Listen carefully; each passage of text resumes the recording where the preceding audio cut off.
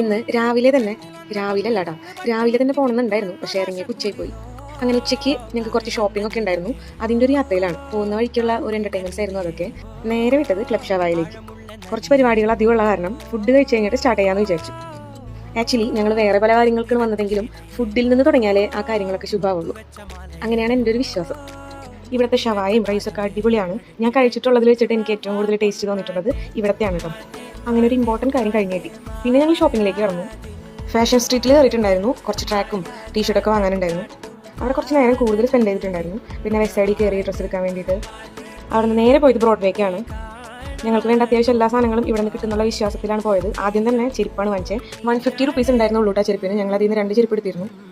പിന്നെ വാങ്ങാനുണ്ടായിരുന്ന ഡ്രസ്സൊക്കെ എടുത്തു. ബാഗ് വാങ്ങാനുണ്ടായിരുന്നു, അതും വാങ്ങിച്ചു. അങ്ങനെ ഇന്നത്തെ ഷോപ്പിംഗ് ഇത്രയും മതി എന്ന് വിചാരിച്ചിട്ട് ഞങ്ങൾ പുറത്തേക്ക് ഇറങ്ങി. അപ്പോഴാണ് കരിക്ക് കുടിക്കാനുള്ള ഐഡിയ വന്നത്. അങ്ങനെ ഇന്നത്തെ ഡേ പെട്ടെന്ന്